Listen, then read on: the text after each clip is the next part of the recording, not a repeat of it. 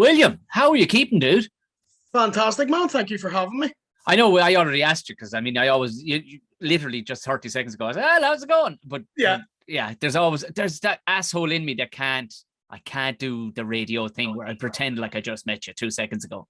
Yeah. You know, but that's the beauty of podcasting is you can literally let people in at any point of the conversation where you just be a couple of weird fuckers talking away amongst yourselves. I like an intro to I don't like just being dropped in the conversations though. Do you know what I mean? I'm like, what the fuck are these two talking? You don't get dropped into any other media form. You don't just in a movie halfway near the end. You know, you get introduced to who everybody is. I like that. I know, and I get that, but sometimes I have to kind of sneak it up on some people. See, comedians, you're fine because you're literally told when the go time is to go.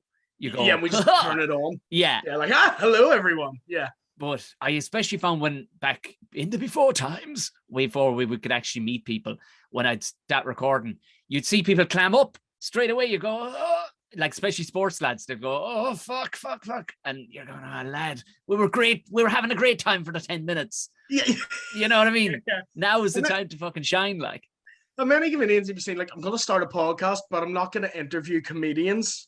I'm just going to interview like normal people, and then they do two of them, and they're like, I'm only doing comedians now. Yeah. It's only by chance that I've ended up interviewing other people, literally, because I can't seek them out because for the most part they'll let you down. Do you know that kind of way? Not brutally or not by their own doing, but it's just like, yep, there's the answer to the question now that you just asked. And there's no indulgence in like a wee bit of a story or a wee bit of a joke. Nothing.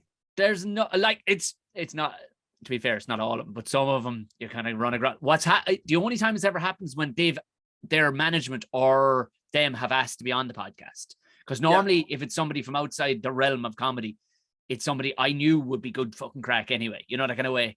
Yeah.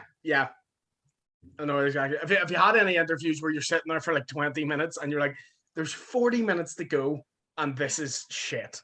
It's thankfully not often. I tell you what, I did a lad's podcast a couple of weeks ago. It was a nice chap. And the same night, I think I did 3 people's podcasts. And this one particular lad who'd built it up like it was a serious thing. He had, he had a schedule of it and everything. And man, he was just asking me these cul-de-sac questions. And I was trying to elaborate for him. And he would just go, yeah. And just look off into the middle distance. And I'm going, I don't know what to fucking do. I don't know what the fuck to do. At least look at me. No.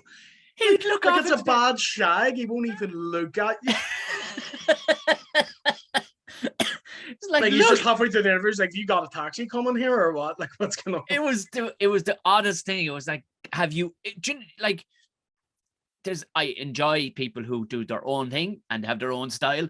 But this lad, he had clearly never, ever witnessed or heard how a conversation has ever happened in life, ever. Because it's just this fucking weirdness. Was it recently though, or was it that stage of the pandemic where we completely forgot how people spoke? No, it was fucking recent, William. It was fucking recent. Everybody's in tune with the Zoom shit now. Like everybody knows, and Zoom have modified it now. Because right at the beginning, do you remember we couldn't? Nana would start talking, and you'd have to we couldn't dare speak at the same time. Yeah, it fucked all timing for anything.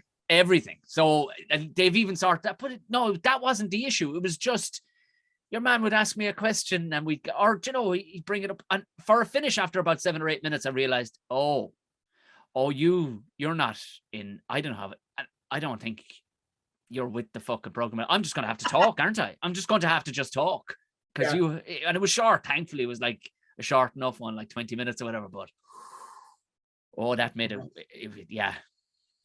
I've found now doing interviews with like anything. I don't like doing anything that's not run by another comedian. See, when you do interviews for like a radio or a newspaper, this sounds so wanky to people listening to this who don't. Here's my problem with interviews, man. As I said, as I got up at 10 this morning, do you know what I mean? Like, but the questions are so pedestrian, and they're always like, what got you into comedy? Yeah. Have you ever been heckled? Yeah. Do you know what I mean? What's the rudest joke I know? I can't tell you the rudest fucking joke I know. Do you know what I mean? I remember getting asked it, and they put it in such a way where I was able to say my answer was no, when it was for a radio. That was it was a dick move on my behalf. But the guy was like, whatever way, he was like, he asked me a scenario and says, was that how you got into college? Or he was like, how'd you get? And I just went, no, look, man, nobody cares. No, they don't. They just want to come on here. Just ask me some of the stuff that'll tee me up so I can be funny. Yeah. I know I'm giving away stepping from behind the fourth wall here, but nobody gives a fuck. No one gives a shit. I'm being asked and I don't give a shit. Yeah. It's, you don't mind it telling it conversationally to somebody who asked you, how the fuck did you end up there? Fair enough. Yeah. But when it's those redundant down a fucking cul-de-sac, but the only time you'll ever get asked by someone going, how'd you get into comedy? That's someone else who's also trying to get into comedy. And they're waiting to drop that. Yeah. I was thinking of giving it a go myself. Yeah. Oh, that's as soon as I hear that, I'm like, oh yeah, well. That's like I always say, I'm like, good for you, but leave me alone. I'll give you the tips, but I don't want to discuss it. There is like, it shouldn't be spoken about nearly if you're going to get into it. That kind of way. I never forget, and I'm so protective, and I've gotten worse probably over the lockdown and stuff like that. Well, probably because my appreciation of stand-up, but I remember meeting somebody, like, clearly you're nervous when you do stand, like, nervous energy, especially early doors. The thought of doing it is unnatural. But I remember meeting, she'd be younger than you, I'd say. Yeah, she would have been. But I was coming out of a show in Galway, and the lad that was with me was a real emo sort kind of lad. He's not doing comedy for one reason or another at the moment, but he was with me, and he knew her. And anybody who knows the Dublin comedy scene knows exactly who I'm talking about. But he was walking. I don't know who you're talking about, but I know enough about that scene to have a guess. And if I didn't know the person, I'd know the reason. Yeah. Oh yeah. The reason. Yeah. But he knew this. That's yet to hit our shores. I'm waiting on it. Oh yeah. Yeah. I think for the most part you'll be all right. You don't. For the most part you'll be all right. But I remember he met this young one outside who was like rolling a fag, being cool. I know who it is. Sorry, I know who it is. Yeah. I loved that. Oh! You didn't hear. All just clicked. You didn't hear the last 10 words I said. You were just the wheels. I could see the wheels inside William's head going. Oh, now. Going through the final facts of filth. Oh, the dirty bastard! I'll do in the home well. Yes. But he knew this girl, and she was just rolling the fag, just leaning nonchalantly in the rain because she was just being all fucking meta and stuff in her own, and she was just rolling this fag, and she's, hey, and he was like, hey, hadn't seen her in a year. There was no excitement in either one of these fuckers, and he was telling her what we were just doing. We're just doing stand up, and she was like, yeah, I think I'll give that a go sometime. She said it like the same way as that I might try a different brand of tobacco. Like, in my head, I'm going, that's annoying. Fuck yourself. You're going to you want to give my life's work a try, do you? You motherfucker. You don't give this a going try. Going up to Da Vinci and being like, I fancy a wee bit of that painting myself. Yeah. I love how you've aligned us with one of the greatest artists of all time. Yeah. Effort-wise. Who would you rather be at a party with, us or that motherfucker? Yeah. Yeah, true. But I was that protective of it. In my head, I wanted to I was like, are you fucking joking me that you're wrong? Oh, yeah. And you would be the sort of dose that's blocking up the road for people who actually want to do it. You know what I mean? Like, that's up there with like when you get surrounded by a drunk dude at a party and be like, I'm pretty funny myself. And I'm like, are you? Yeah. I don't give a fuck. Yeah. What do you do? I'm a plaster. Yeah, listen, I can do that too. I might give it a go, actually. I might give plastering a go. Yeah, it's great. And he'll be annoyed you're blocking other plasterers from getting it. Just being this emo plasterer. Just fucking... Yeah. Me with the mic stand being like, might give that a go. I don't know. How did the BBC thing come around? I meant to ask you because I haven't seen anybody physically in so fucking long. So I haven't seen you since pre-pandemic. Yeah. So it came about. I was told about it. I wasn't going to do it, and then Shane Todd was like, "You may as well enter it. You've never done TV. You can qualify for doing it." As our guy, because I have a real bittersweet relationship with competitions. as Oh God. most comics Oh do. God. Do you know what I mean? Yeah. It's either you'll watch someone die on their hole for 5 minutes and they win, and then you say to the judge, "How did they win?" They're like, "I really like that one joke they had about shopping trolleys," and you're like, "Fuck off." I literally got told that in the final of a TV thing, and it was like, well, he had that joke about flies. I'm like, it was a 10-second joke about flies. Okay. It wasn't a bad joke, but I'm almost of the opinion comedy competitions shouldn't be judged by comedians. Like, I feel too many of them go, "Well, I liked it." It's like, it's not about what you like. They should be watching the audience at the very least, like, and forget about what's actually been said on stage. Like, yeah. But yeah, so Shane said to me, and he said, "Just send in a clip and you'll do it." So there was heats initially, like regional heats in Limelight and Belfast. Oh yeah.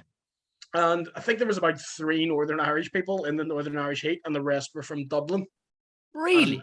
And down south and stuff. Yeah. Most weren't from Northern Ireland. Ironically, every Northern Ireland that got through. Yeah, but proper fucking order, like, you know what I mean? Like, let's be honest, like, you know, let's be fucking honest. Yeah, and then there's a guy from down south got through, Roger O'Sullivan. Oh, Roger, yeah, he's from Cork. Yeah. Yeah, he's fucking great, lovely. Good. Oh, very lovely good, dude. Yeah. So then, after you get through the regionals, you got put through to the semi-finals, which was in Portrush Town Hall, and it was the first one that was being recorded for TV. It was on BBC 3. But it was weird. It wasn't in a comedy club. It was in like a church hall that they had just set up. And it was still socially distanced. And you know what stand-up was like, socially distanced. Oh, Jesus, it was fucking difficult. So, right. Yeah. And it was they were following you constantly with cameras for like backstage footage and shit. They were trying to create that X Factor vibe. Right. Did you have any sad story to tell back there? Like, you know, where you fucking... You know what, I do, but I wouldn't. Because that's nobody's bit. You know what I mean? Yeah. Like, I do have, like, I could look into the camera and be like, as a little disabled boy, it's always been my dream. But I'm just sitting here being like, I'm funny, but yeah, that's all I'm really here for. Do you know what I mean? Every time they would always ask you questions though that were like, what do you want to do in comedy, and why are you in comedy? And I would just give the most dickhead answers. They're like, why are you in comedy? I went, to make money. And they're like, what do you want to do? Make a lot of money. Like, proper fucking answer. Yeah, proper. Like, I don't fucking care about this question. It's a stupid question. Who do you like? Jerry Seinfeld. He has a lot of money. Just like that. It would just every time came back to just me being like, it's money. That's it. Money. Actually, I'm converting to Judaism. I'm going to be a Jew. I'm going to be Jewish like Jerry Seinfeld. I want yes. Yes, and that was the answer I gave every time. And then the thing that was cut from TV that they don't show, obviously, because they couldn't, is when they're judging it. Yes. It took like an hour and a half. Did it? For it to go, yeah. So, and you weren't allowed to leave that room, and we were sitting mic'd up. Oh, Jesus Christ. So we're like, you couldn't even really say anything. Did that start you? I'm pretty sure if they review my audio, it's just me going, I need to shit. Can this please? I now don't care if I win. I just want to shit. Like, and it was that for like an hour and a half. Eventually, by the time I won, I was like, I'm happy, but I'm also like, if you watch it back, dying to shit by like everyone shaking hands and stuff, and like I'm like going, don't pat my back, please. That's too risky. I need a nappy. Has anybody got a nappy? Yeah. So then after we did that one, it was through to the Grand Regional heat, which was in, I was shitting myself. I was like, the kind of city it'll be in, I think will make or break how well I do. If it's in London, I'm fucked. If it's in the north, I'm fine. You were gauging up, but had you gigged in England before? Had you gigged in London before? Yeah. Okay. I've done London, Manchester, Liverpool, Newcastle, and that's where it was. It was in Newcastle. So I heard Newcastle. I was like, working class city. Yeah. Fine with that. They'll get dark humor. That's the main thing. Like, will they get dark humor? Like, a working class places tend to. Yeah. I think it's because they don't have time to overanalyze things. No, give it to me on a plate quickly, because they're not going to be after being like, why did he choose that exact words? They're going to go home and be like, right, I have to be up at 6 a.m. because I fucking work.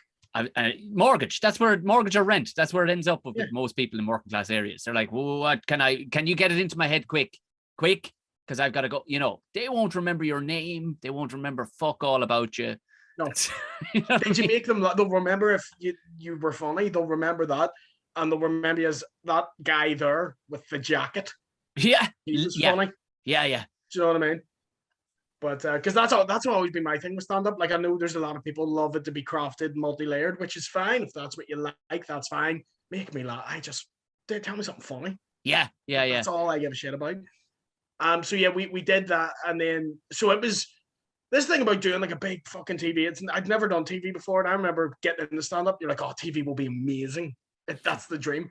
I fucking hate it. Yeah, it's dirt. It's dirt, isn't it? It's a day of fucking about. And you're like, just can you stand there? How loud are you gonna be? And I'm like, depending on how well it's going, like I'll be loud. And they're doing audio levels and they're doing camera levels, and you can't walk past here, can't walk past there. And by the end of it, you're almost relieved it's over. Yeah. Were they weirding out the audience like during people's sets where they were going, okay, guys, so what we're gonna have to like? Was there a big production going on, or did it roll smoothly like a comedy club? See, in fairness to them, it did roll quite smoothly. Oh, good, right. The only things I had to do is like retakes of people like their intros and outros and stuff. That stuff had to be done a couple of times, but in terms of getting the acts on back to back fairly quickly. Well, that's all right, because I've been in that one I was telling you about with the flies. That one, oh my lord, they'd come out on stage. Was that start and stop? Oh, well, the lads, in fairness, that were filming it, that were the production company, God bless them. But they were set up for like a fucking hair rock, big hair rock fucking band. You know, they had fucking things on fucking gantries. They had roving, like, and we're going, literally, lads, a 3-camera setup would do this. 1 on some cunt who's laughing in the audience, and 2 on the stage. That's it. That's all you fucking need. But they'd come out and they'd nearly stop your set, like, to come out and go, okay, so what we needed, and then at the end product was they cut it together, and they must have jumbled up their files or something. They were literally putting people in the audience that weren't actually there at all that night, because it was filmed over a couple of nights. Right. Like at one point, my girlfriend, now wife, was sitting there on a night that the person on stage wasn't there at all. And it was during a break where she was just looking down at her phone. They decided and they saw that, man, that clip needs to go in. Yeah, that woman who's not paying any attention at all. Yeah, she needs to be put in, yeah. You're like, Jesus Christ. Like they're scanning during the break, man. Like, this is where the good shit is. Yeah. That dude scratching his arse, row 3. Get him. But they've done it like, and it almost came off the rails in another one I did in Galway, which it was in the middle of the day in a big fucking tent where there's no atmosphere anyway, and everybody's sober. And in fairness, Danny O'Brien was working his whole off to get some, and he was basically saying, guys, look, this is telly. It's going to be weird. There's cameras around. Forget about it. Look, we're going to have a good fucking time. You're all sober. Fucking give it fucking socks, because like, we're all in this together, kind of a thing. Worked his whole off. And just because I wanted to go on first, because I delegated to another gig. And I said, so I was about to go on. He was about to announce my name, and this producer bird comes over. She goes, Tom, is that? I went, yeah, it's Tom. Yeah. And she says, yeah, can you wait about 60 seconds after he says your name and then go? And I says, what? So you want them to stay clapping for 60 seconds, Danny with his hand out, and you'll cut it together nice and smooth? She said, yeah, something like that. I went, no, that's not going to happen. No. She went, what? I says, why? What's the fucking problem? Because at least I was old enough. It wasn't a competition. It was just, it was a show, a TV show. At least I was old enough at that stage and enough maturity to tell her to go, look up, because you don't know. Just outright. You don't know what's happening here. What was the justification for why that was? One thing, because they were thinking like TV, like they were filming a TV show where you can stop things and tell actors to get going again, where you don't, you can fake, fucking energy in a room, on a drama. You know what I mean? Yeah. Whereas this was real. I was, no, it will come across on camera. I was trying to say this to her all quick. I said, what's the fucking problem? Is there something broke? She goes, there's something on the stage that we need struck off the stage, taken off the stage. I said, what? She's like, it's an additional microphone. It just doesn't, microphone stand, it doesn't work right. It's sitting at, I said, tell you what, you have your fellow wait at the side of the stage. When I get up there, I'll fuck it off. Yeah. And in that moment, you can take a shot of the audience, throw it in there. And she's like, no. So you're going to wait. And literally, Danny just said my name, and I took off like the fucking Ultimate Warrior, running. Your one was trying to catch me. And everything. I was like, ah. So I caught the microphone. I don't even know if there was somebody waiting. I just went, fuck that. I just fucked it off stage. Just because it was the most redundant fucking thing. But again, another person who had no appreciation for, like, Jesus Christ, your man's have to working his bollocks off here to make a fucking show this for people. Like, it's one thing I've learned as you get more professional about comedy and you start to learn more about it being a business. There's a lot of people in it just see it as a business and they don't know what is funny. Oh yeah. And it's so difficult trying to explain. You're saying stuff to them and they're like, "Well, why don't you change that word?" And you're like, "Because that ruins everything." It's not funny. Trying to explain why something's funny to people who don't understand what's funny is a fucking nightmare. I've had several times. I think it was another radio show that I was on. I was actually in the radio and somebody was ringing in. They were saying something. Well, I thought that something it wasn't funny. And my straight out answer was, what would you know about it? I'm such a cunty answer. I love that though. But you're right. You are right. But I love that. Like you weren't even like polite about it. No. But what would you know about it? Well, excuse me. No. I'm not trying to be rude. But tell me, what would you know about funny. Or humor? Well, what would you know? I know what's funny. Do you? Because I've been studying this hard for 14 years. When was the last time you professionally had to be funny? What do you do? I'm a school teacher. I would never tell you how to be a school teacher. I know nothing about it. Know nothing about children. Yeah. Do you get where I'm going with this? Give that a go. I might. You know what I mean? Give that a try.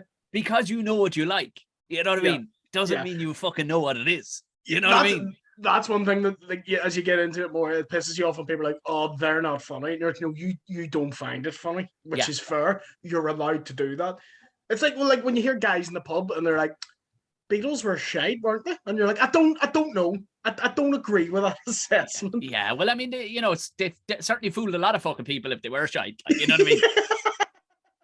Fucking cunts made fucking hundreds of millions of dollars. Like, I was backstage every show. Like, I can't believe we're getting away with this again, Mom. Yeah, just going out there and shouting words at people. Yeah, I had no concept the time you were telling me. It was the first time you brought it up on stage, and I was like, I had no concept of that you had a disability. Yeah, I had no concept of it at all. Like, and it's something that's drilled into your head, isn't it? Too. It's another perception where you're like, oh well, of course I know what. Is it cerebral palsy? Yeah, it is cerebral palsy. Yeah. Oh, what does that affect in you then, as your individual? So it tightens the muscles. I have the condition's called spastic hemiplegia, where it affects one side of your body. Right. So I don't have it, and you can get quadriplegics and hemiplegics, loads of different kinds. I only have it in my right arm and my right leg. Over time, like when I was younger, really didn't affect me that much. As you get older, it's like I will get tired about 4 times the rate of the average person my age would. It's because you're fighting it to stop clamping up, like, so it's like a workout on that side of the body. Yeah, so like this is as far as that arm will bend. If you can see, it's not even fully down, right? And imagine my leg does that as well. So my leg doesn't fully extend. So over a while, your hips start to get fucked up. The joints in your body start to get fucked up. So it's like a gradual thing. And only really comes out in me when I'm tired. When I'm very tired, I played a football match with the other comedians, and at the end, like, I needed like help carried off. And Mickey Bartlett was like, "Fuck, you really are disabled." Yeah, I was like, I didn't just make it up. I didn't just say it on stage. That would be unbelievable. And you know what? You could in today's climate, 10, 15 years ago, you couldn't, because people go, "I want to fucking see medical proof." Nowadays, you could say it, and nobody would ask. Nobody would ask to see any proof. They go, fucking, all right. Because for all intents and purposes, you're grand. Yeah, but I've started doing routines about this more. Initially, when I did disability humor, it was very simple, disabled jokes. Now I'm kind of going into it more, and I'm kind of doing jokes about, like, people will just look, like, disability can affect any sense of your body. People will only see, they only judge with their eyes. That's it. Yeah. Do you know what I mean? And it can affect any part of your body, but if they go, "I can't see it," it's not fucking real. That's how people ended up thinking COVID wasn't real, because they're like, "I can't see it." Yeah. It's not literally spitting through me. So if I can't see it, it doesn't exist. Well, it's nearly like the selfish comedy thing for people too. It's like, well, I don't find it funny, so it's not fucking funny. You're like, no, it's funny.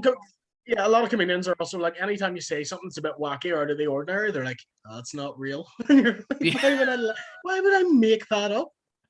No, I definitely didn't think you made it up, but do you know what? There was almost a level of embarrassment in me. I was like, oh, I'm so undereducated and ignorant when it comes to people's disabilities. Right. Okay. Fair enough. It wasn't at any point I was going to ask you to fucking, all right, let's see you do a fucking deadlift. Prove it. Yeah, Prove it. Which I can do, by the way, but painfully. I can do, and I work with other disabled comics, though. I'm also like fuck you. We're all taking the piss here, aren't we? Like, but then again, I even feel guilt for it for not looking that bad when, like, I board airplanes early. Like, yes, I get to board planes. Whenever I go on like a lad's holiday, I basically go, right, who wants to carry my bags, and you can board the plane with me, right? But then we have to sit in the part with the really people on fucking chairs with oxygen masks. And you're sitting there just get like wheeled by a team of like juggling. They're unveiling Darth Vader, like that level of machinery. And I'm sitting there being like, oh, my knees hurt, so we're the same. Like, even then I feel guilt for it. But you shouldn't. That's your thing. Listen, hey, there's people getting away with far frailer fucking veils that they're pulling over themselves going, well, I am this, so, you know, I have vertigo. You know, I'm balding. I have male pattern baldness, but I don't identify as that. So, you know, it's really harsh on me, you know, so top billing, please. That was the thing for me. I used to always like try and play it down. I still do play it down a bit, but I also know when I'm like, you know what, I'm tired. I'm not justifying it to you. I'm fucking tired. Yeah. But it's a thing with all disabled people. You'll get a guy with no arms, no legs, in a wheelchair, being like, I'm fine. I'm fine. I can get it myself. Do you know what? And you're like, you can't. It's fine that you can't. But it's just a thing that's in you. You're always told. It's like, I think it might be an Irish thing. Oh, for sure. For sure, it's an Irish thing. Don't gurn. No, I'm grand.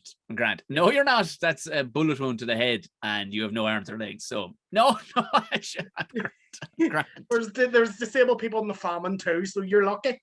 You're lucky. You may be disabled, but you can eat. Do you know what I mean? But do you know what? I do like the fact that you lean in, because anytime I've ever seen you, not everybody does it, but there is a genre of stand-up in Northern Ireland where lads just lean into the whole Northern Irish thing heavily. Yeah. Which I find you don't tend to do. Is that a conscious thing that you've sidestepped it a bit, kind of going, fucking, I can make funny from other shit? Do you know what I mean? It depends where I am. Right. Yeah. I have that in the back pocket. I have jokes that are certainly about that. It's not my whole deal. Yeah. If I'm doing a rough bar in East Belfast, I'm gonna do 5-10 minutes of religious stuff and like societal stuff to get them on side. You gotta. And then you do the fingering jokes, right? Yeah. But you have to be aware of, well, I can't, if I want to do this as a job, I can't be on stage in London. Yeah. They wouldn't have a fucking clue. Jerry Adams jokes, do you know? And I have Jerry Adams jokes, but you only do that in certain places. Do you know what I mean? Yeah, of course. But so it's I don't really lean into it, and I wouldn't criticize anyone that does. That's their style. It's not for me personally, but yeah, it's the same as down south. Though you get a lot would lean into the whole like Irish mammies is a thing that as soon as I hear that, my mind just like monkey with the cymbals. I'm like, I'll tune back in 5 minutes. Well, there's a whole thing of too, you know, when so many have gone over the ground of when Ireland was doing really well, getting money from Europe and stuff like that. And it's like, do you remember what? And it's like, we got money from Germany. Well, it was technically from the entire EU, but okay, all right, fair enough, you know, and there is that too, like, you know. But I suppose the thing that amazes me too about when lads do kind of do is the knowledge of geography around Northern Ireland. Like, are you really well versed on where fucking places are? Because some mounted lads know where fucking places are on the other side of the island from them. Like, talking about towns, like, what about fucking Ballyheshamuckery? And we're going, how the fuck do you, lads? I'm not joking with you. There are people who have lived near where I'm living who don't know literally fucking 10-mile radius around it because they don't give a fuck.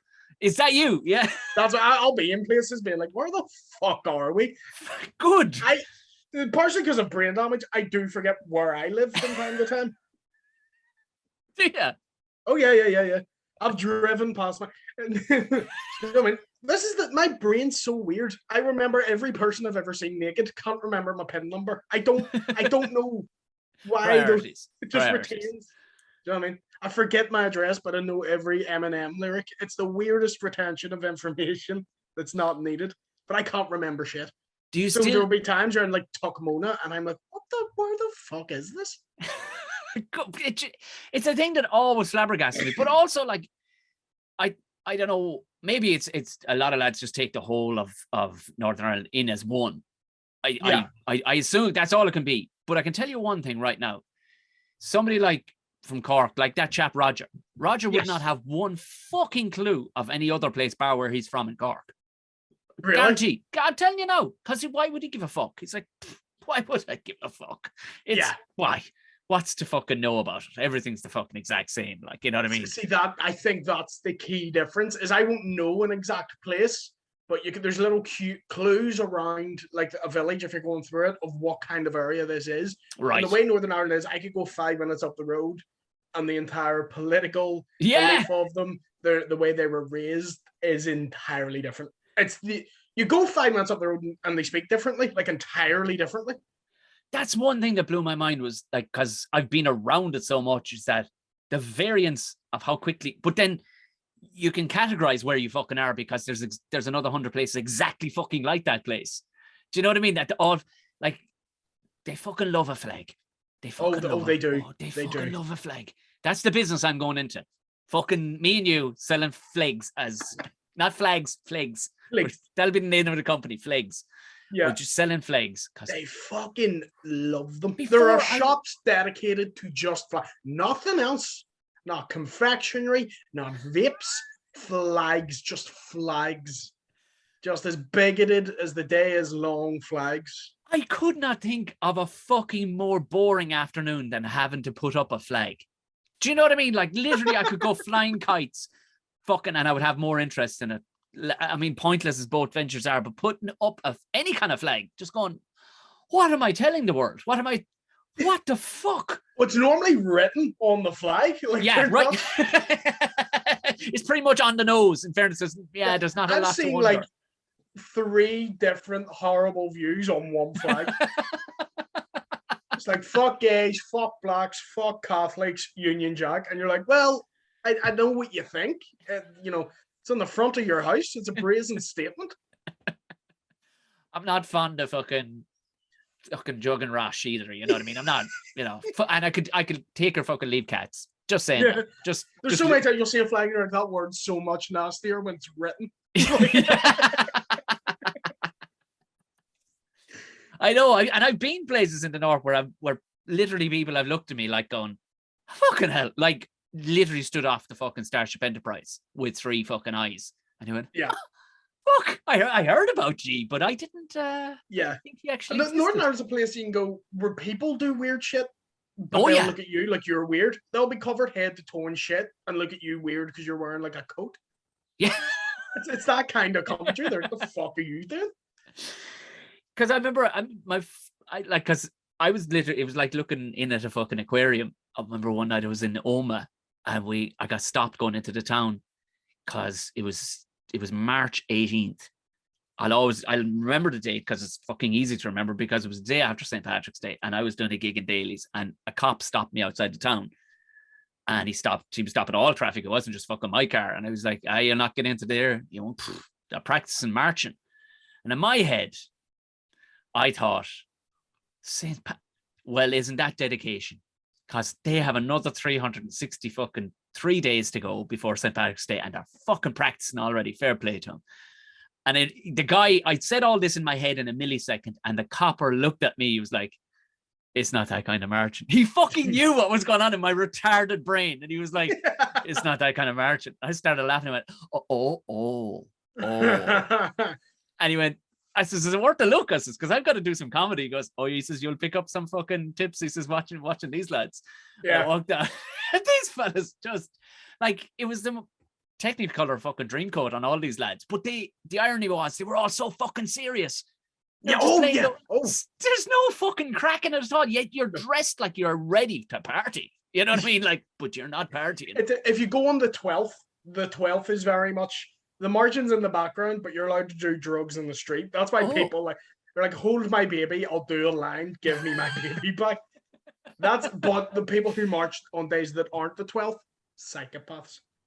These guys, they'd taken up the whole town, and it was allowed. Oh yeah, it was allowed. That was the thing. No fucking traffic in. These guys were allowed. On what basis, I don't know. But I mean, the county council should have been. Because if you question it, it's just a whole. It's a whole thing. Just go let them fucking walk. It'll be on Nolan. It'll be everywhere. Just let them walk. Was there ever that was that ever on your view line growing up as a young fella? Do you know what I mean? Where you were? I'd have been in the walk. Like, would you? Yeah, it's weird. You never get a pro in comedy. It's weird. I think me and Dave Elliott are the only ones. Yeah, I would have been in the walk. And I'm fully aware of the irony of a fucking Protestant who can't march, but like I was gonna say it, but I left it there for you. Fuck it. Yeah, they just let me in the back of the car, and I'd get out and do a wee run, and they'd be like, "I'm tired, put me back in it." Bring out wheels up front. Couldn't even do the band pole properly. Like, I was fucking shit.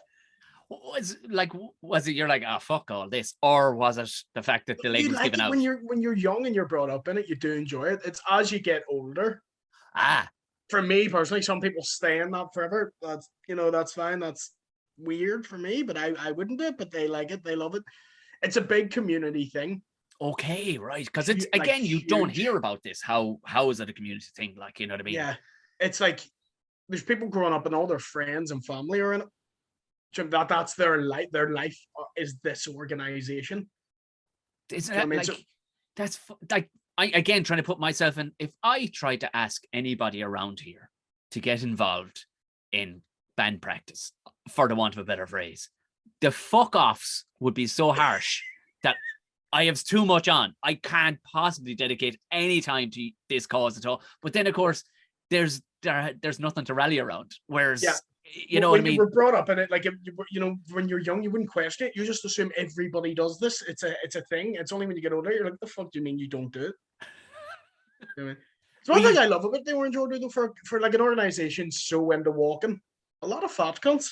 That's the thing I noticed that night. It was like, lads, ye are getting into carbs. I'll tell you that much. Because fuck me, you walked up and down that fucking street 40 fucking times, and you're still keeping the weight on. How is this? How are you doing it?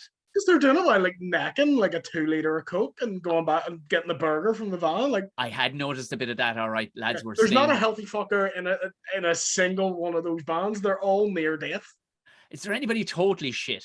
That what's the shittest gig to get on that where you're fucking rubbish on the drum, lad? You're fucking rubbish. You have nothing going. We're just putting you walking. Or is are you triangle? You'd be on the if you're completely shit. They'll be like, try not to fuck this up, right? You can get a ding. That can be you. That's what you get. It's a triangle. I want to give a go at the triangle because I wouldn't chance the drum. The big drum or the. Yeah. Well, the drum is quite hard. It is hard to do that drum, and I couldn't do it. They are good at it. They're like those lads from Drumline. Do you know what I mean? Yeah. Some of them are amazing. Like some of the best bigoted musicians you'll ever see. Yeah, I mean, where else could they enter competitions? Do you know what I mean? There are competitions around the world. Like, it's weirdly big in Germany. Is that right? They'll fly to other countries and do competitions and stuff. Yeah, it's like a year-round thing. Isn't that like? Because I was only talking with Darren Matthews a couple of weeks ago. I was up in Newry, and he was saying he'd love to do Cork because he's fascinated with road bowling. Have you ever seen this thing with a steel ball about the size of we'll say a baseball, and there's different ounces, there's different sizes, but this rock fucking solid, was steel solid fucking ball on country roads, and mostly around Cork, north side of the city, twisty fucking roads, and it's essentially like golf in that the fewest amount of shots to get to a point, and that's the idea of this. And these guys, they do this. You have to look this up, right? These guys. That sounds like a sport that you'd end up watching like at 3 a.m. on Bravo. You would think, but the only thing is, it's not played anywhere, like on any pitch. It's not played. It's played on fucking public roads, country roads. And these lads do this big twirly thing, and they fuck this ball for all it's fucking worth up the road. And they can put a spin on it to get it around the bend and stuff. But typically, it ends up in a fucking ditch of some sort. And guys then have to root it out and they mark it and they move on. I got hit by one. My car got hit by one morning. And I was the dickhead for being in the way of this ball. Like, I mean, it nearly dropped the fucking engine block out of the fucking car. Like, it hit me like a cannon. But they play it somewhere. They play it somewhere in Armagh. They do, like, and nowhere else in the country. And I've never heard of this. And in Holland. I don't know. And just in Holland. Like, that's so just in Holland. And just in Holland. But I used to do a bit about it because Paul Crowley's a comic down there, and his uncle lost a leg to it. Like, it hit his leg and bursted open so bad. He lost. You know, you don't get any benefits. You don't get a Parkinson's. Nothing. You just lose a leg for being a dick.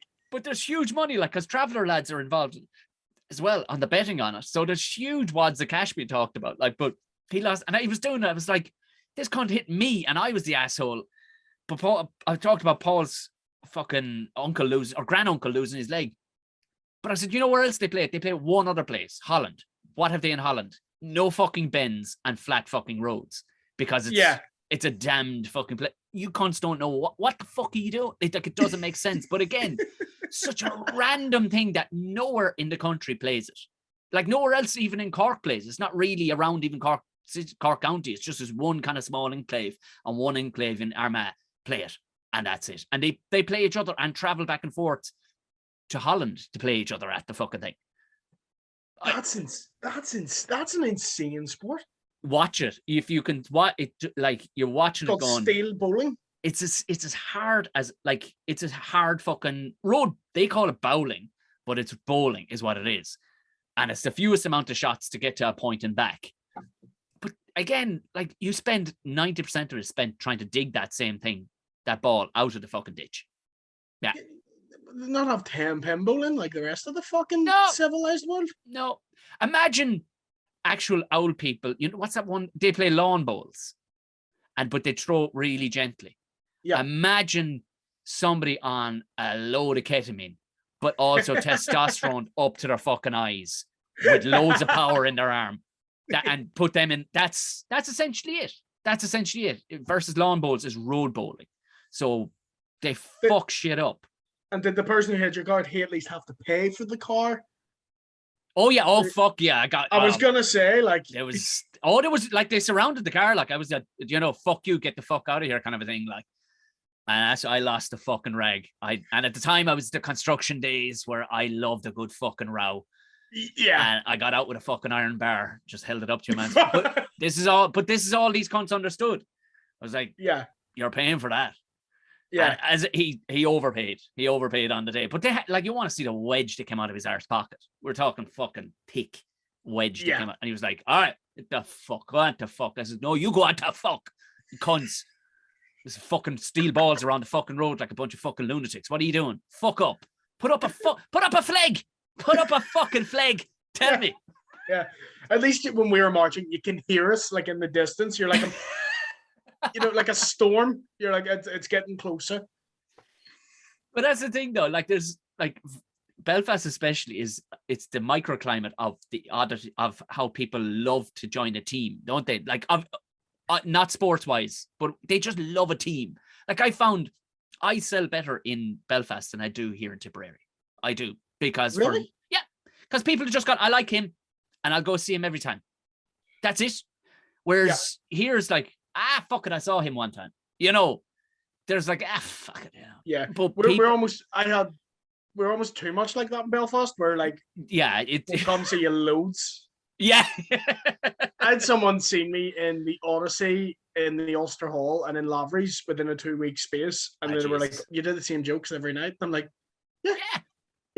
You've seen me in 2-3 times in 2 weeks. That's how this works.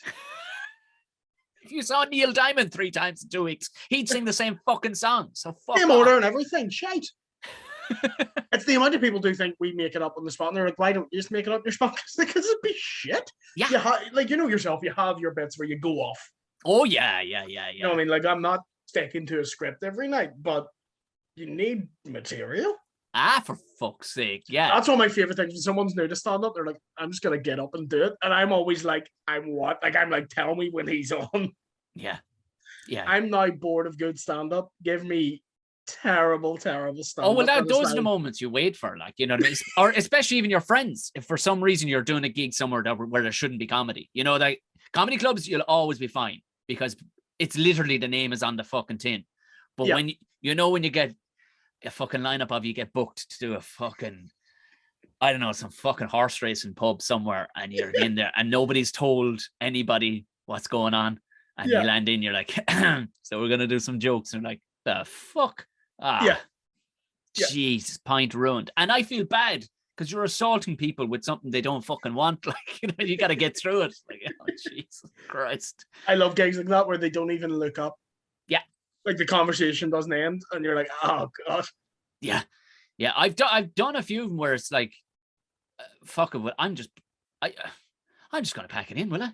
Will I just pack it in and sit up at the counter with you and have a couple of pints, because this is not right at all. You know, like, I'm assaulting. Like, we did a couple a few months ago now. We did them for colleges around Dublin, and most of them were grand.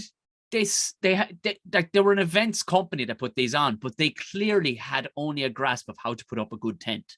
That's all they had. That's it, yeah. And rock up with a fucking mic and a sound system. That's what they, as an events company, that's what they classified themselves as being good at. You're like, okay, well, there's definitely a couple of more things. Like, you could put up a sign and say, during your sandwich, you poor little cunts who are training to be teachers, while there'll be somebody telling some jokes. But when they don't even do that, it's like literally a fucking marker and a A4 page. Just put that and some sellotape, stick it at the door of the tent.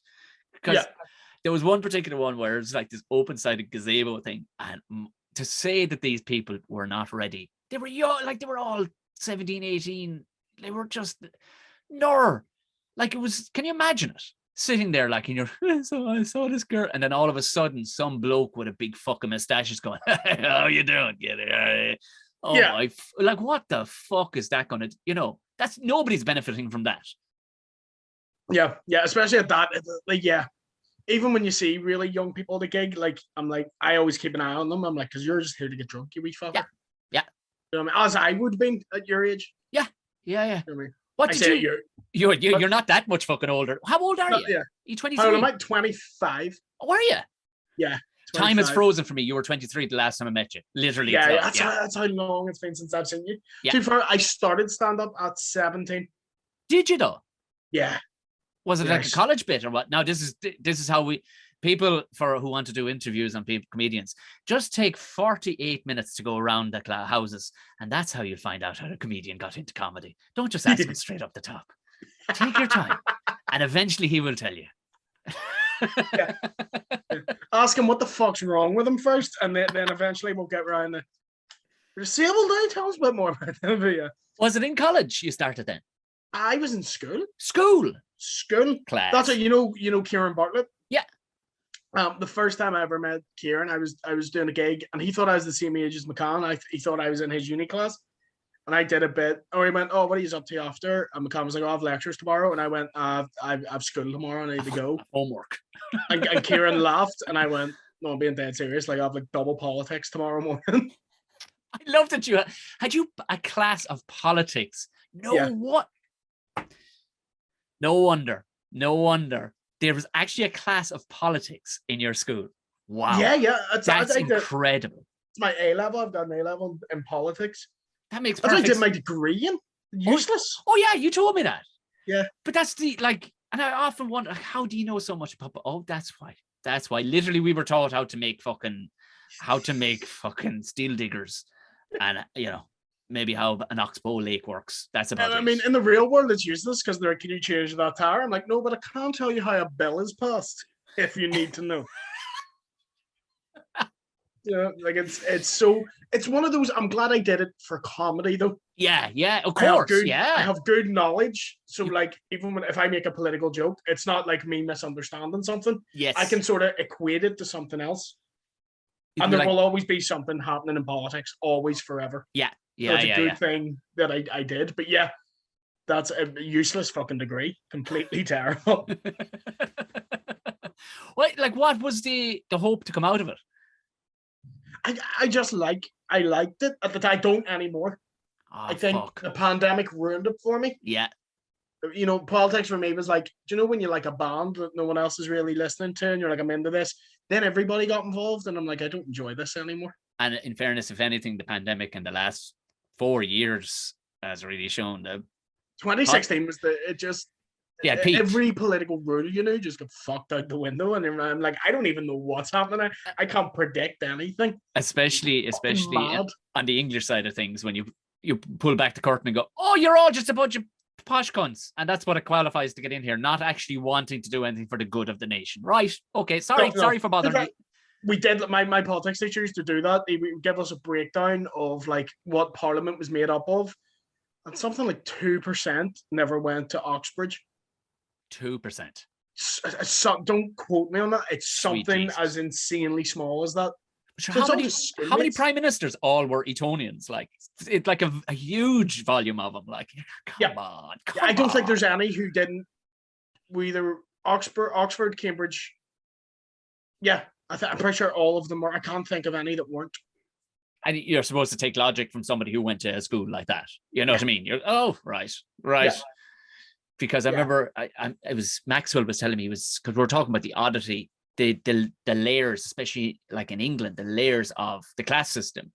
And when you get to a certain point, it's like, I didn't realize these people actually existed. I thought this was just stuff Family Guy took the piss out of. Yeah. But they're like a fucking Charles Dickens villain. Like I remember we went to a thing in the UK because Natasha's kind of posh, and she had friends who were in England who were posh, but not ridiculous, but just, they knew, where the forks went and where these sort of things, where a fucking canine like me is sitting at the table just licking the fucking seat, like, but she's, but we went to this thing where it was these friends of theirs were back from America, and rather than just all meeting in the pub to say hello, they fucking booked out this manor for the weekend. I was like, oh my Jesus. And some of the lads, like her husband went to Harrow, Harrow on the Hill, like, and fucking some of his friends, you were going, how do you exist? What are you doing? You're 20. You're ridiculous. You're 20. You're 23 and you're wearing a dicky bow. Not ironically. Like, not ironically, these cunts, like, you're going, what the fuck, lad? Yeah. I got him wrecked that night. There was a party out in a DJ out in the barn, converted barn. I fucking depth charged all their fucking drinks and everything. They were all I had them all singing fucking Republican songs by the end of it. It was very silly. But I was telling this to Maxwell, and Maxwell went, "Oh, that's only the tip of the iceberg to the scary levels of." Himself and Glenn Wool were doing one for Cambridge one time, doing a show at some tiny little festival that was in the grounds of was it? I can't remember. I think it was Cambridge. And he said afterwards they were fucking off. Like, they were going, all right, thanks very much. And it was in some hall or whatever. And they were walking across, let's say they were walking by a river near the quad or whatever. And lo and behold, there's like, he thought it was part of like a Renaissance fair, these people, the way they were carrying on, right? Yeah. It was like these girls in nice flowery dresses were sitting on this bench as this chap was singing to "Come Maiden Fair and and he was looking with Wool going, the fuck is this? They thought it was a performance. So they stood there like going, hey, fucking good. And they were like, can we bloody well help you, Petty? I was like, fucking what? Can we bloody well help you? It's like, oh no, we just did a show one day there, so we were just appreciate. I am wooing these, and it basically give this whole spiel about how dare you. I went, these are really, really good fucking actors, aren't they? So real. And it just transpired over the next like minute that this group of dudes and girls that were there were all real people, but they were actually speaking like it was 1922. They were ridiculous. Like the master of arms, who was the fucking security there, where most fucking colleges would hire from a security firm, some cunt with neck tattoos. This fellow was actually like, he was in the cadets to be, high up in the army, but he was actually a student there too of sorts. And he was in kind of this snazzy looking uniform. And he started rolling up his sleeves. He goes, well, I should give you a bloody good thrashing if you won't leave, Petty. And he went to was swinging digs at him like and stuff. She's like, I want to get my hole kicked just to have a story out of this. Like,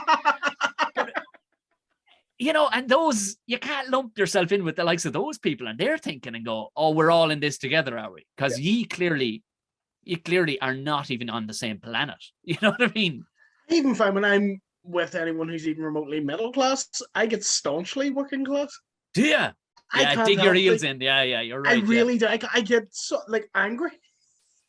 If someone has a conservatory, there's a bit of me that's like, Yeah, fuck off. and have us back right where I'm fucking from. I mean, we had a 50-inch TV and Wi-Fi. Like, I'm not from the fucking ghetto, and I'm still like, oh, you have two dogs? Do you purebreds? You fucking very good, man. Very good. You don't know struggles. Fuck up. No, I can't help it. Was there ever a point though where you were kind of hiding, small? Because I know there was a period in my early 20s where I was like, because what lads tend to do around here is they move away and then they hate the countryside, fuck, and they change their accent and stuff like that. And I don't think I did that to that extent, but I definitely tried to be a bit posh for a good year period. I think there was a knob period I don't know what it was. It was like, oh, maybe I was finding myself, but I have never had that. I don't think, no. I've always just thought I enjoy being from a big city. I enjoy being in other cities and stuff, but I don't like the posh areas of cities. I like going to shitholes and seeing other shitholes, because that's where you'll find the most ridiculous people and the funniest shit. I just love them. I love going to the shithole places and just people watching. See, sitting down with a wee coffee in Glasgow. Oh, sit there for 20 minutes and you'll see something. The mad jokes in Glasgow, like fucking mad jokes. I got attacked by a 7-foot transvestite one night, like I looked like a swan. It was, I was getting the head punched off me, but I was laughing the entire time. It was the funniest altercation that I've ever been involved with. It was just, how did that? Why did you end up getting punched by a 7-foot? She was completely out of order. Fucking, in fairness, and it was pointed out to me that I didn't incite it that much, but. Again, my girlfriend wife, I was gigging in the stand and she came over with me and we were there with, was it Vince and there was a couple of more comedians there, and just this fucking Goliath was standing beside me, like easily like 6'9", 6'10", and it was like all in white, like a big white wingy fucking dress thing, and I got a fucking shock. I was like, fuck. And all of a sudden this dude voice came out. It was like, this is RuPaul fucking standing there, and all of a sudden this fucking, Rabsy fucking Nesbitt starts fucking spitting fucking. I'm like, what?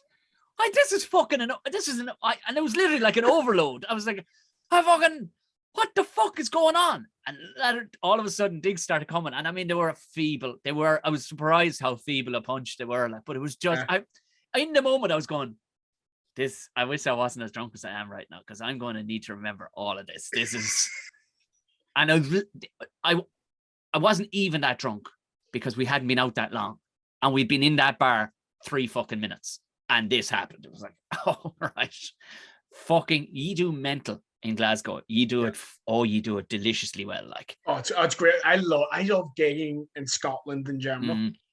I was over with Shane over in November. We were doing a tour of the stands, and they were fucking amazing. Yeah. There was a guy, he used to be, to give you, and this is when anybody asks me what Glasgow's like, if I don't tell that story, there's just an example of people. I remember in the stand in Glasgow, the guy who managed the bar threw out a lesbian that was trying to fucking make her way to the stage to punch me for a fuck knows what. I must have, it was the same night. I don't know what haircut I must have had or what the fuck. Yeah. But I might have said, the gay community was against you that night. I might have said, sorry, sir, at one point when she piped up. Hardly a reason, but she was out on, apparently she was giving shit to everybody. Like, she gave shit to Foil Arms and Hog. You know what I mean? What the fuck are the lads doing? Like? No. Yeah. They don't even, there's no room to give them shit. Oh, but just being a cunt from beginning to end. But the guy who threw her out, who had enough of her shit, was the manager. And he had fangs. He had actual fangs. Implants, like fangs. Like that's a normal thing, and I can't stop looking at his teeth as he's going, sorry, mate, I mean, it's a fucking, great set. And I pointed, like, to get her out there, he was going like, oh. He never even used them. I'm like, that's the first thing. That is the biggest flex of all time. You're like, I just smile, literally just smile, and anybody will run. This guy had fangs. He looks like fucking Cat from Red Dwarf. He's just running a bar. And he just walked, like, how he didn't point, like, I didn't, it'd be the first thing you would say. Like, if you had a fucking glass eye, you know what I mean? That'd be the first thing you would go, I just fucking showed them the fucking, hey, Yeah. No, like, The fact that this guy had He fangs. didn't even reference And there was the fact he had fangs. There was 3 or 4 other people that were from the audience. It was after the show, and they were standing there. They wanted a photograph, or whatever, and they were kind of in the conversation of going, she was a fucking, she was a pain in the hole. And nobody, I looked at them, and they weren't looking at his teeth either. Like, I was kind of going, am I fucking imagining this? Am I imagining this moment? I'm definitely seeing white spikes in your man's mouth. And he saw me kind of looking up into it. And that would be the point. If you had a shit haircut, somebody wouldn't stop looking at it. You go, yeah, it's a shit haircut. It was so norm, is what I'm saying. It seemed to be so in the norm for these people that were there, himself. And I'm the only fucking weirdo who was wondering why this man, looked like fucking Dracula. It didn't fucking... Incredible. And on the same night, I got attacked by a 7-foot fucking transvestite swan. It was phenomenal. I wonder, did he have his teeth filed, or was he wearing just like plastic fangs, like Halloween costume fangs? These were beyond his normal teeth. These are Louis Theroux documentary feature fangs. Yeah, he went to a man and said, "Fangs, please." Man made fangs, stuck them either over his teeth or fucking pulled out said teeth and jammed in fucking spikes instead. It was, and that was my synopsis of a night in Glasgow. It's like, okay, all right, fucking hell. And when did you bring around Mudblood? What a fucking name for a podcast. Brilliant. And I'll have to give full credit to Paddy for that, because he came up with the idea for it, which is, it's a term that means half Catholic, half Protestant. Yeah. I mean, well, it's kind of a Harry Potter thing too. If you're not the full breed, a lot of people tuned in think it was a Harry Potter podcast. It was Paddy talking about gigging for the Ra. Brilliant! I would love to be in the room with somebody who's like, "I'm such a fan of Harry Potter," and gets you two cunts fucking in their ears going, like the trauma, saying the most horrendous shit. Because I say lightly offensive or dark shit, and Paddy just says the most. Paddy speaks like he's in a 1970s workman's club. Like, that's just how Paddy should have my mustache. Yeah. That's around half my mustache. Just have Paddy, an action. Paddy calls me a spastic, not to get a rise out of me. It's just what he calls me. There's an episode where we're talking about black people, and he just kept referring to them as the blacks. And I was like, I have to stop the show. Stop saying that. But that's kind of the fun of the show, is like, he will do that, and then it's the contrast of me going, right, here's why you can't do it, and then he's like, well, why the fuck not? And you're like, right, here's why. And that's the fun, like, banter we'll have of it. But it's a very fun show to do every week. Oh, but you can hear the fun you're having in it, like, you know what I mean? The crack you're having in it, like, comes across for sure. And that's the worry so many times, especially, in the last, I suppose, 2 years, people starting podcasts, you're like, it was like that chap who did the podcast. He went, hey, he was so excited about it and sold it so well to me. I went, fuck, this sounds great. And then it's not. It was, you're going, oh, fuck. Oh, fuck. Yeah. But it's went badly, but you struck gold with your one. You're doing live ones and everything, like. We had live tours, so we did our first live one in Limelight 1 as like a test out where it's so like, that's actually how the podcast started. We were doing a joint stand-up show in Limelight 1, which was like 400 seats. So we're like, we'll do a podcast to promote it. Brilliant.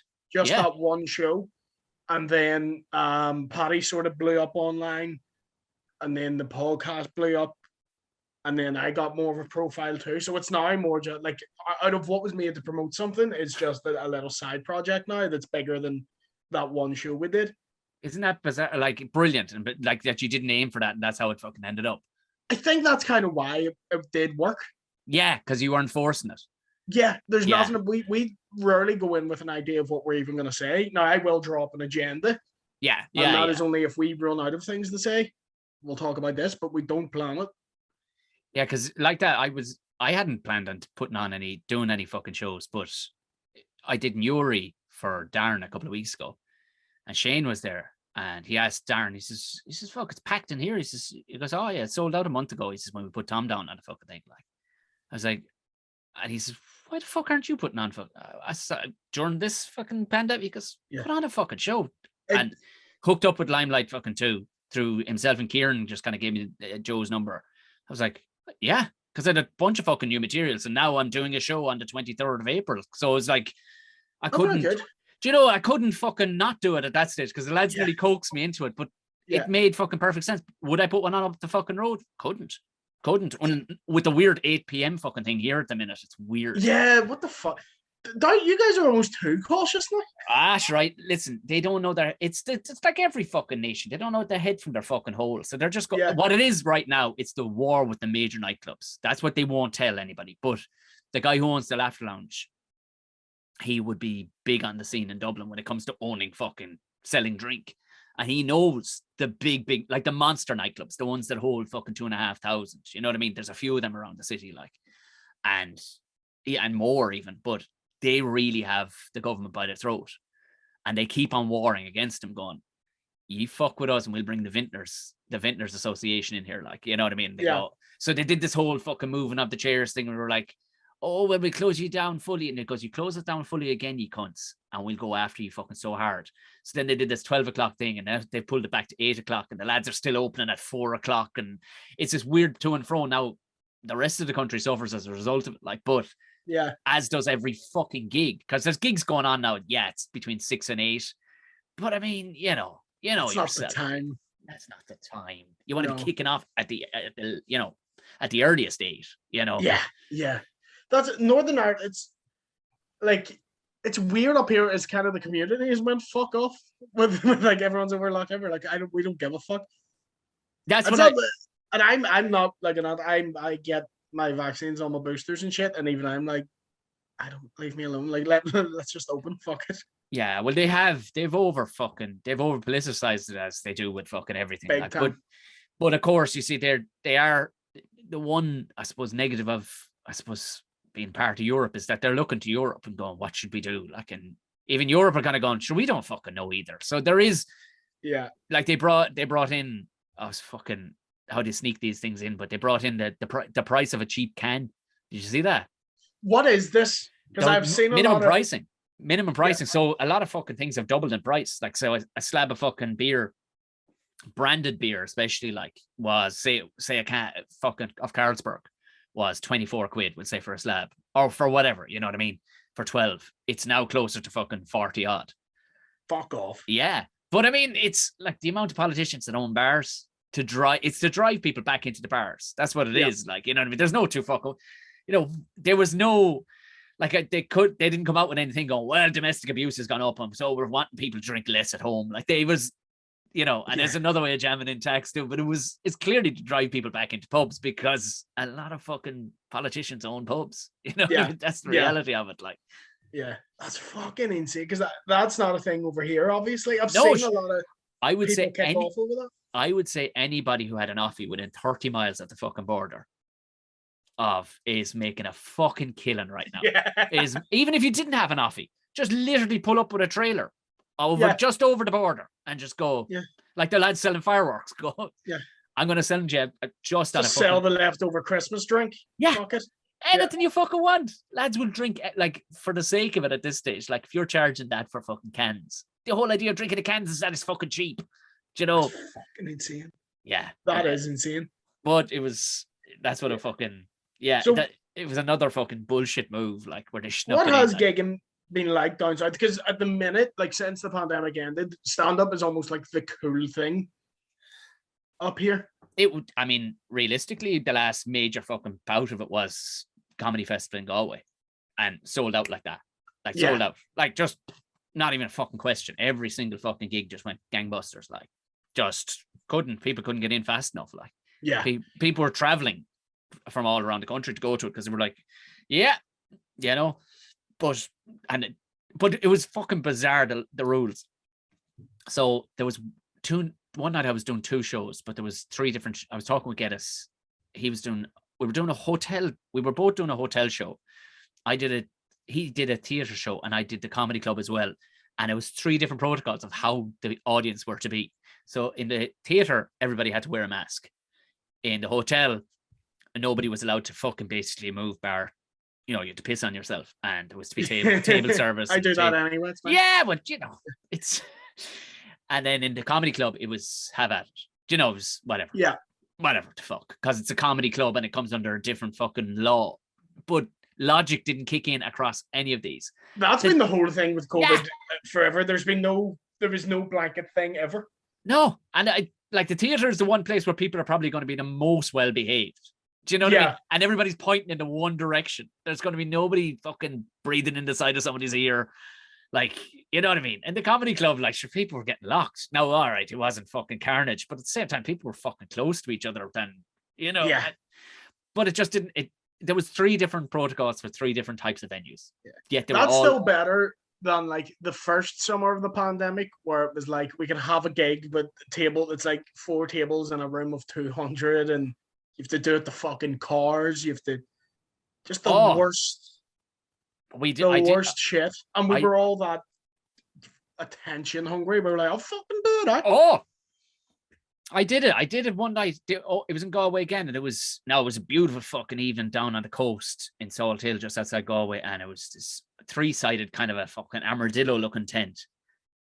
But like you could see, the audience members didn't know what way to sit either. They were like, "I don't know what I'm doing." Literally, they just lifted the band, like they just, you know, and I had no idea what I was. It had been a solid year since doing stand-up. It was like, I'm so fucking rusty in my head right now. I don't know how to string words together. But you could see the audience were clapping wrong and everything. They were like, like clapping their forearms. They didn't know what to fucking do. People were laughing at the wrong times. It was just, we were all broken. It was fucking weird. You come away going, I don't know if I like this. This is fucking weird, you know. It was that moment too. You were back on stage. People were like, "You're not busting it back on stage." You're like, "I don't remember how to do stand up." Yeah, because I would do this 5 times a week, and I haven't done it in a year. Well, I mean, as I described to anybody who was trying to fucking work it out, was, well, you remember the summer holidays in school, and you come back and you could not fucking write anything. Yeah. That is the most perfect way I've heard that articulated. That is so spot on. My brain won't put these words together like it used to. You know what I mean? Yeah. And we'd literally be all saying the same thing over and over to each other, the same thing.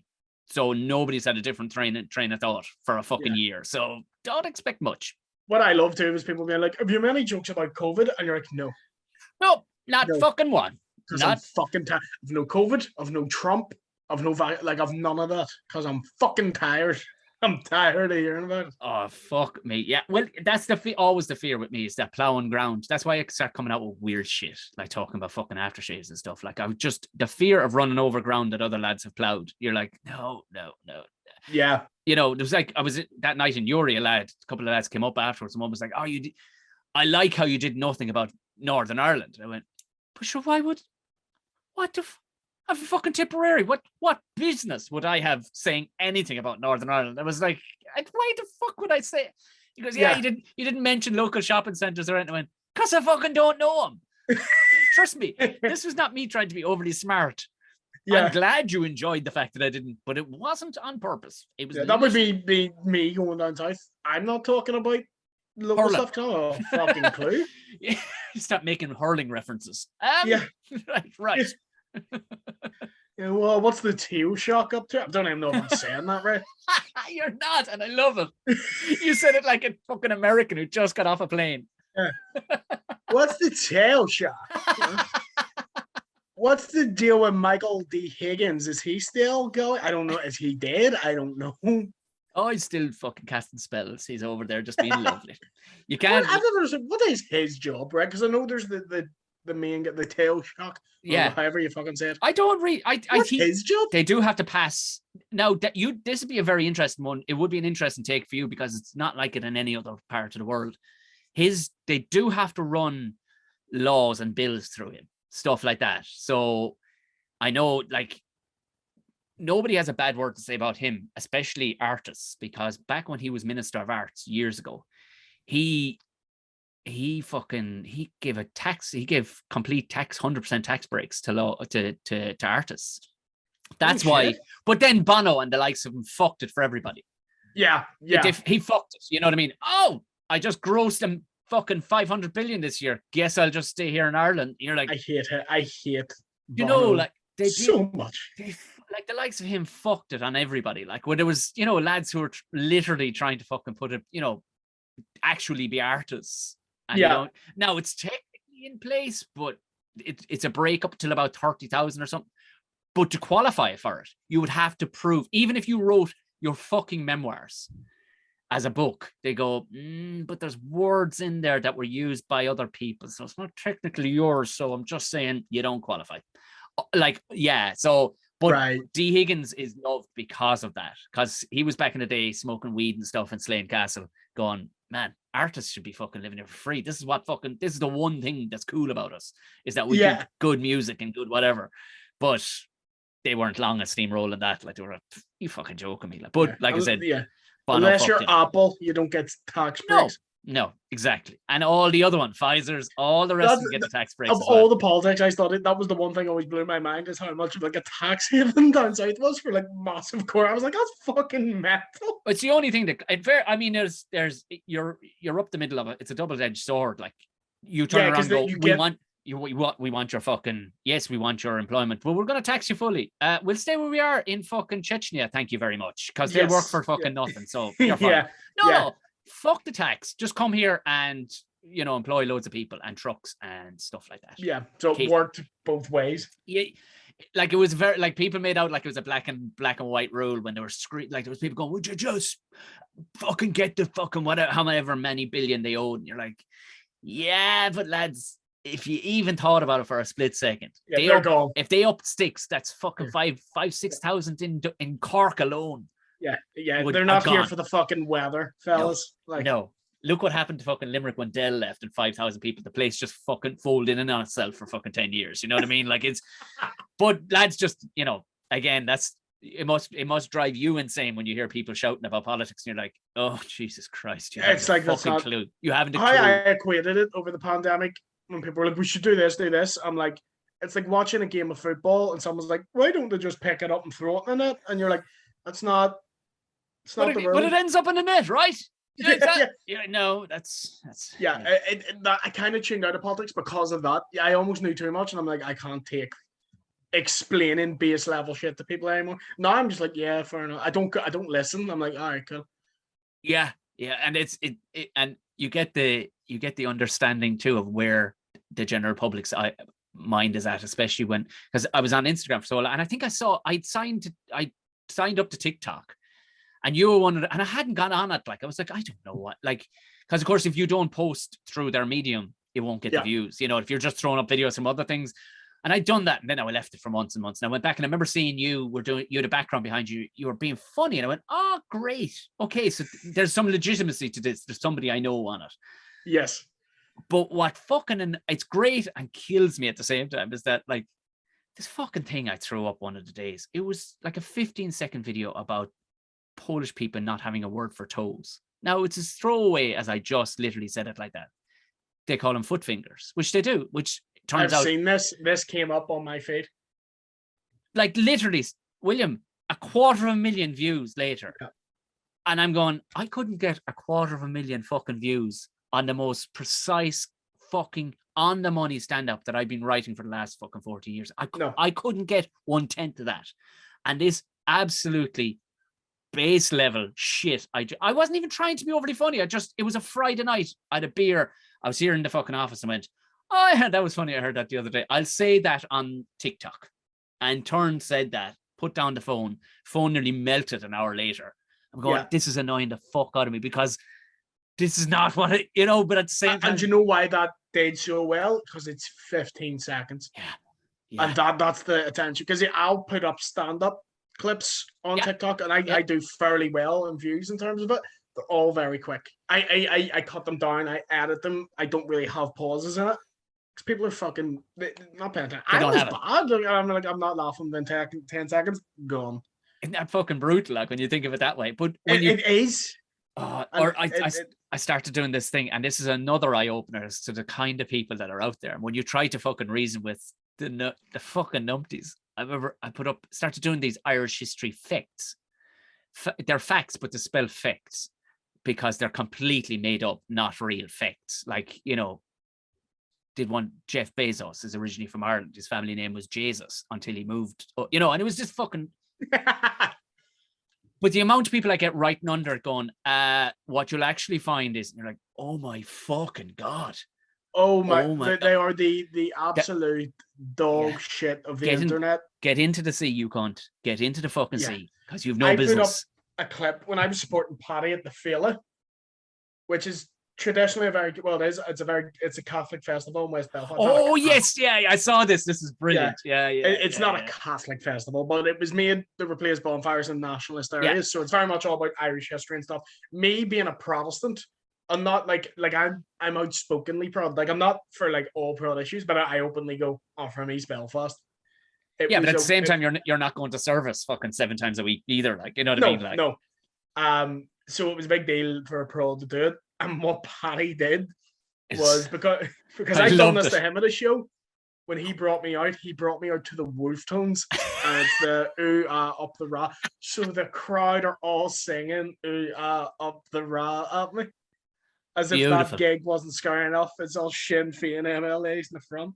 But it breaks the fucking ice too brilliantly. It does, and it went well for me because I went, you still spend the Queen's money, you Fenian bastards. Which obviously I don't mean that. Yeah, no, but it has to. No, but you can't let him have that moment either. Like, no. If I let that slide, I lose the gig. That's proper banter, like back and forth. You know what I mean? That's the qualification of banter, where you go, well, fuck you, cunts, and fuck you, Paddy. But which good is move. My favorite thing. That's how you acknowledge a difference. You don't get annoyed about it. You go, I fucked up, you Catholic guy, dead on you dirty hum. That's funny. Yeah. That clip got 500,000 views or something. The comments under it were fucking, whoa, Wolfton was a Protestant. Well, it was just all about like just troubles. Oh my based God. comment, and I'm like, lads, you're missing the point here. Yeah. That's. Or when I did the BBC one, I had a joke, and someone was like, loads of comments were like, I got this annoyed me. They were like, hate Scottish comedians all talking the same. I get English for some reason. You might, like the toes one was like you English always. I'm like, Someone went there. It's like, you're stealing Kevin Bridges' material on his flow, and I'm like, he's from Scotland, and I'm talking about riding my sister. He doesn't do either of those things. Nope. And Kevin Bridges, if you look back through Scottish comedians, he didn't lick it off the fucking ground either. Trust me, he's not that fucking original. It blows my mind when people will be like, oh, you're a bit like him, and you're like, well, every artist ever is a bit like something. Yeah. I have a head and 2 legs, and I'm holding the microphone. So yeah. But like any artist ever has to like see art they like. Every artist ever is making shit versions of the art they like. That's really all we're ever doing. When people point that out, you're like, I'm fully aware. Yeah, and then you look at their page and you're like, oh, you've never created a single thing in your life, bar decent shit. It's them fucking lip singing the ABBA. And I'm like, your fucking mouth. That's what turned me off TikTok initially. The first time I opened it, was like, what are all these people lip syncing? Hold on. Yeah. And then I go through and you're lip syncing somebody doing stand up while you're in your sit. Go get the fuck out. No, this is no. Yeah. But it was almost void of any original creation. Yeah. And it was promoting that. It was like, no. But at the same time, out of any media I would get recognized from, TikTok's probably the most. Yeah. And I have a decent Instagram base, a decent YouTube following shit. TikTok is probably what I'll get stopped on the street for is TikTok. Kids, too. There can only be like 15 skateboarders in Dublin 2 weeks ago. Stopped me. Pointed me out. That guy's a TikToker over there. I'm like, oh, I'm not that. I'm definitely not. I'm certainly not that. Yeah. I have someone like, your boy does TikToks, aren't you? I'm like, I have done this for near 10 years. Yeah. Thank you. TikToker, cunt. I'm the guy with the toes. Yeah, I'm the toes guy. Yeah, thank you very much for all the fucking effort I put into things. Yeah. I find it's terrifying when teenagers stop me now, because like I try to be nice to them, not to be like seem lovely, but because they scare me. All teenagers now are 7'4". They're ginormous. And comes in packs of 40. Like, they're fucking terrifying. They're fucking massive. I don't know what the fuck. Even like, huge. There's no rhyme or reason. Like, our child already, like, you measure them at the age of 2 to see what you can kind of gauge what they'll be when they're finished height. And he was just over 3 foot. So you're going over 6 foot. Like, that doesn't make any what? But it's just healthy food. And not eating those volcanic frozen pizzas. Do you know what I mean? As a child, child food, they're eating things like raisins. He actually likes raisins. If raisins came in anything I got as a child, they were getting fucked straight out.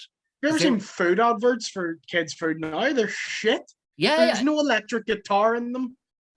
There's nothing. There's no MSG. There's fuck all. Like, they actually advocate the fact that there's no crack in it. There's no sugar. There's no nothing. And that's what you should be wanting, kids. Yeah. But they're all becoming giants. They're fucking giants. Yeah. Whereas when I was younger, it was like peak 90s. The louder the advert and the food, it's like, here's just some fucking sugar dipped in chocolate. Yeah. Eat it, Yeah. Like, I can only put it down to that. Apparently, before the big fucking flood of 11,000 years ago, there was 9 foot tall people. People had gotten really big. Paddy McDonald has said this to me, and I've argued with him because he has argued people in Kerry were 8 foot tall before the famine. He's technically fucking right, but it's fucking way before the famine, Paddy. Way fucking before the famine. Because he argues this every week. It comes up because I make fun of him for it. It was 11,500 fucking years ago. It was during a giant flood after a fucking meteor shower that basically fucked everything. There was giant monkeys. There was giant everything. There was giant fucking all sorts, but everything was fucking massive. Giant frogs, giant fucking everything. And then this came and fucked everybody up. And through the lack of fucking grub, basically, because fucking half the planet was flooded for a couple of thousand years, we all just shrunk back down into shriveled, because you see the old places if you ever, holidays in Turkey or whatever, and people were 4 foot back in the day. Same in little old pubs that you'll find. Sometimes you go, Jesus Christ, like Willy Wonka moment where you walk, I have to dip under a fucking doorway. I'm going into places, I'm like, this is perfect. This is how tall people feel. This is perfect. I can change the light bulb. Yeah. But they were fucking. But I've noticed people in northern parts of the world, like, and even some lads, like the world of lads in Belfast are massive, huge lads, like. Yeah. But they say that people, as you head towards colder areas, people get massive. Like, you get up to fucking the Vikings and all that, and it's not because of the Vikings were just happened to be. They were massive. Yeah, possibly maybe they dodged the fucking big great flood and they had monsters up there. I don't know, but you see in Newcastle, I remember talking about, who educated me on this was Rick Mail on a TV show. I didn't know. Did you know Rick Mail? I was on. Well, I did, but we were on a TV show together. We were together for a week, and I picked his brain. I wrecked his fucking head, but we had good crack because we both smoked fags at the time. Like, we were the only smokers on the set. Like, but I picked his fucking brain. But he had a vast knowledge on anthropology, huge. But what he said, like, when you start going up northern England, you go into harder climates where people had to be fucking eat mass volumes of fucking protein back in the day, as well as that probably did heavier lifting of shit. He said, you're getting up towards Newcastle, fucking up the north, you're getting massive cunts. He said, fellas, it's not weird to see whole gangs of friends all over 6'3", big, strong fuckers. Like, that's a lot of my friends. Also. And that's what I noticed, mates. When you go up the fucking, go up the north, there's a load of lads that are massive. Huge big fuckers. Like. Yeah, like I'm like 5'5", but my mates are all over 6 foot, so I look fucking tiny. Tiny. Put me beside Gaddis. Like, yeah, sure. And it's a different species. That's it. That's exactly it. Like, even the size of his head, like Gaddis's head, Aaron's head, it looks like a television on top of a fucking wall. Photos like me between McCann and Gaddis, and I do just look like a Make-A-Wish kid who's just like. Do you know your man Hezbollah? Yeah. That's what I look like. The East Fast Hezbollah. Yeah. See, when that kid first got big, everyone thought it was Paddy McDonald's son. He's the fucking bulb off him. He's the head of him, the same fucking bowed little face on him. I remember watching like a video where Hezbollah's on his phone and he's tapping the buttons like that, and I looked up and Paddy was sitting down doing that exact same thing. I was like, that's fucking terrible. You look so much like him. It's adorable. It's fucking adorable, little fella. You want to bounce, man? He uses his phone the same way. He'll hit the buttons like that. Here, I've taken up enough of your time. What next big fucking, obviously Mudblood podcasts for anybody who isn't involved, but I'd say the Venn diagram between me and a lot of the lads, I'd say, are There's Yeah, a it'll be good pretty career. crossed Yeah, over. we cross swords a lot of the time. Right? But you did Ulster Hall with the boys. Yes. The big one. 15th of October. It is Brilliant. myself, Mark McCartney, James McKegney, Robbie McShane, Jordan Robinson. I've almost done the 5. Is that 5E? 5 horsemen. five. Yeah, well, 3 of the 5 horsemen have been podcast guests, so that's great. I'll get the 2 boys on at some stage. And yeah, sure, and I'll be, hopefully, if you're around on that Saturday night, we'll fucking hang out on. 100%, I'll get down to your Limelight show, absolutely. Yeah, the 23rd, we'll hang out and have the fucking crack. Bring the drum, will you? Just Yes. Well, I'll bring the triangle. Just bring me the fancy stick that would develop the front, the fancy stick. The big bamboo. Yeah. I want to give that a fuck. No, I won't. I'll cut the head off myself. All it is just 2 tennis balls on a wooden stick. Is that it? And then they wrap it up.